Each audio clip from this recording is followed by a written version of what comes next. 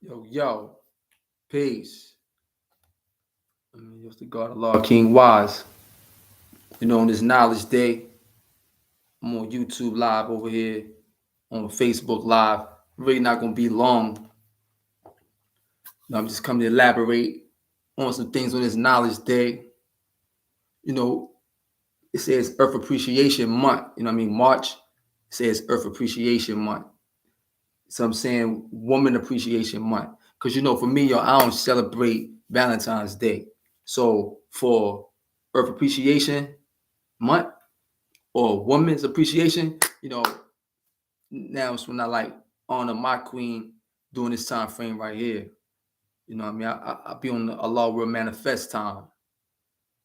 But yeah, I ain't gonna be long. I just want to emphasize something that I've been building on. I've been building on for a minute. But when I was at Parliament in Mecca Sunday on the Wisdom Equality Day, I built on it a little bit. And then when I was at the Father's Degree Day social at the Parliament in New Harvest out in Victory Allah, I built on it a little bit too, talking about brotherhood. And I'm talking about the poison of brotherhood, like the poison of jealousy and envy. And they got the ancient story of Asur and Set, and how Asur and Set, the Greeks call them Osiris and Set. Nevertheless, they were brothers. And these two brothers, a situation came about where Set killed Asur, right? That's ancient.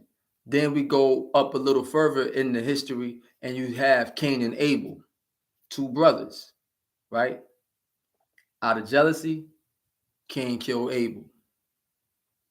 You see what I'm saying? They both wanted to please God. They both presented gifts to God. God chose Abel. Cain got jealous. That jealousy drove Cain to murder Abel. Same thing with Asur. Set was jealous of Asur. His jealousy drove him to murder his brother. And that's a sickness. That's a poison within brotherhood. You can have a man moving a certain way, and his brother could be watching him up close or watching him from afar. And then watching his brother, inside of him, the weakness of jealousy and envy could be conjuring up inside of him.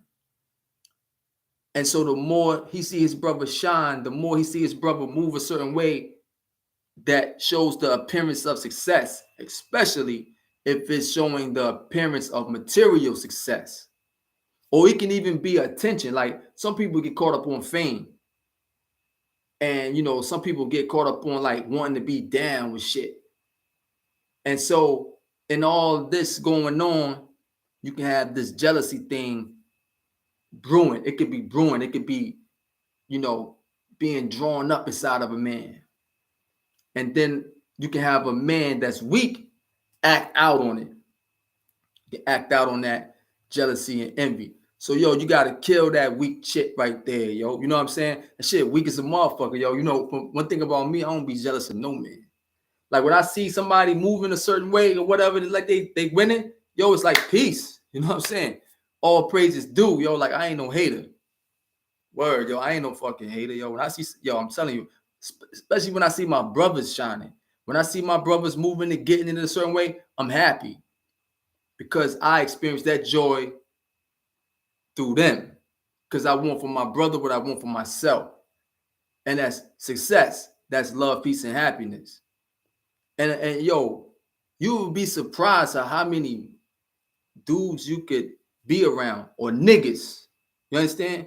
That you could be around that have that weak energy moving through them, jealousy, envy, and they watching you. They might be laughing with you and everything. They might be partaking in whatever is going on right there with you.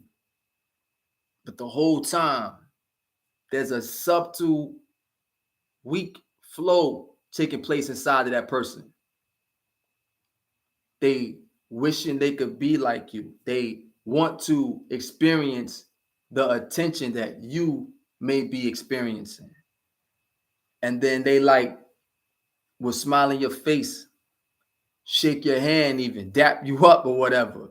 And like, yo, be really plotting on your downfall, really want to see you lose. One thing about me though, I keep moving, I keep building. So I step back and rejuvenate. I go deep within myself. You know what I mean? I go deep within. See, I'll be studying shit like this. You see what I'm saying? This right here called the numerology of the I Ching. I study shit like this. You see what I'm saying? I go deep within myself. The complete I Ching. I've been studying this for years. You see how I've been studying this shit so much, the fucking cover is on this joint dangling all crazy.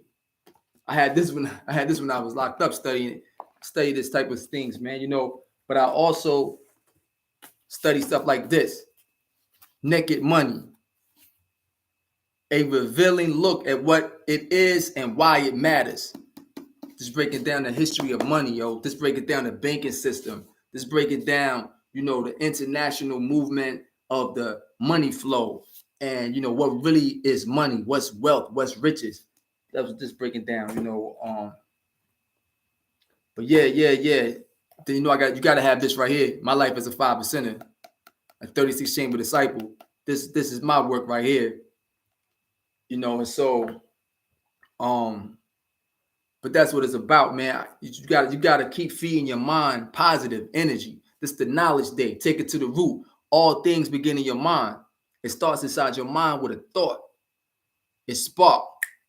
And if you having a weak thought and you continue to think that thought, you continue to allow that thought to gestate inside your mind, it can lead to certain actions.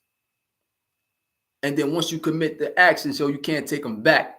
And so, yo, you know, for real, man, you got to kill the weakness, man. Kill the jealousy and envy. Kill that shit. You know, that's a weakness. That's a straight up weakness. It destroys brotherhood.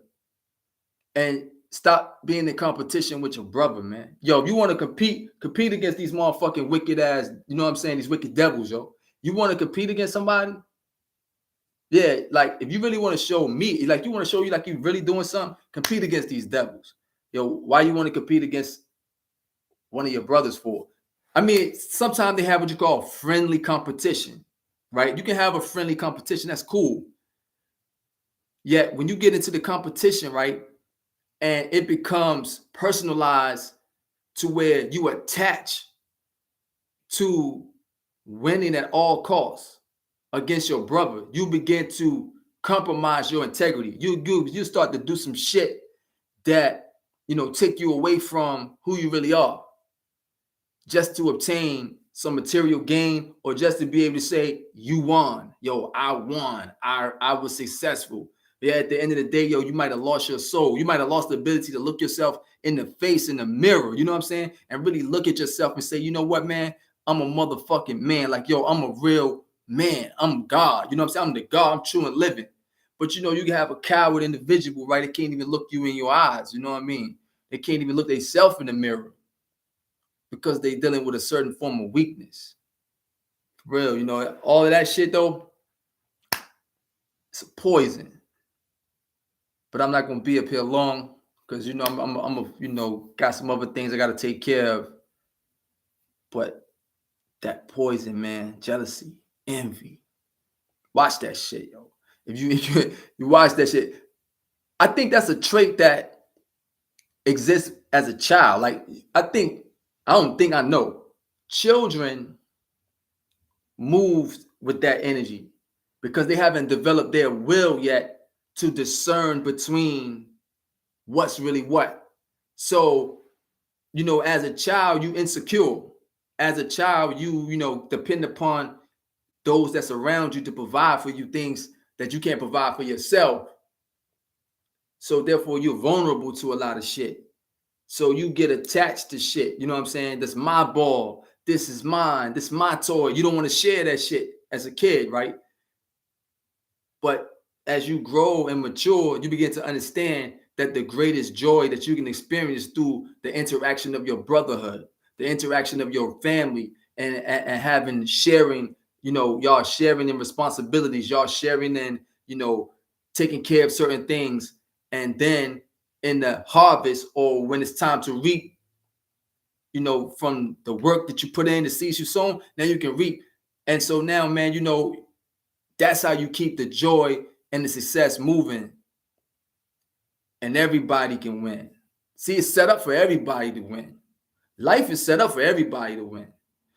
Only reason why it seemed like some people not winning because everybody trying to do the same shit. Everybody can't do the same shit and win, though. You can't do the same shit. It's not meant for everybody to be a rapper. It's not meant for everybody to be a basketball player. It's not meant for everybody to be a football player. It's not meant for everybody to be an actor. You see, it's not meant for everybody to do that shit. Some people got to do the other thing. Some people got to be an auto mechanic. Somebody got to be an auto mechanic. The car's breaking down, vehicles breaking down. Who the fuck fix it? So somebody got to be an auto mechanic. Somebody got to be a barber. Somebody got to be a janitor. You dig what I'm saying? Somebody got to be a surgeon. Somebody got to be a dentist. Regardless of what somebody has to be on all the things I just named, they all really balance out a certain way. Where one is not really more valuable than the other. It's just that they have certain roles that they have to fulfill for the total sum of brotherhood to exist, for the total sum of your life to be flowing with a certain type of harmony. Certain things got to take place. Certain roles got to be fulfilled. And you got to take and be proud of the role that you have and not look at somebody else's role and wish that you had the role that they have, because that role that they have is for them. That's what they got to fulfill. Now, you might have a similar one. Sometimes you can have the same one because you got many barbers, right? You got many people who may be in the same category of life. And so what happens is people begin to compete for the lack of a better way to say it, for the resources that come for paying dues for that role. For example, if I am an auto mechanic, I need people to come to me to fix their car. That's how I make my living. So the other person, an auto mechanic too. So he need people to come to him or her, if she's an auto mechanic, to get their cars fixed so they can make a living, right? So now we both competing for the same customer. So this is where you have to understand location.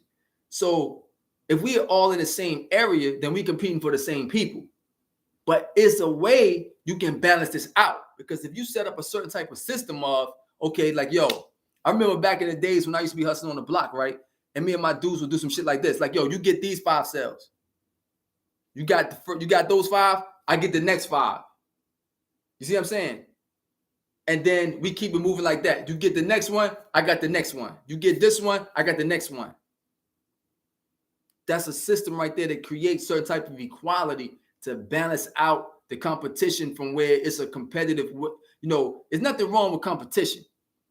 However, like I'm saying, you got to keep the balance. There's a certain balance with all that. Certain balance with all that. So for real, y'all, I'm going to end with that right there. Peace.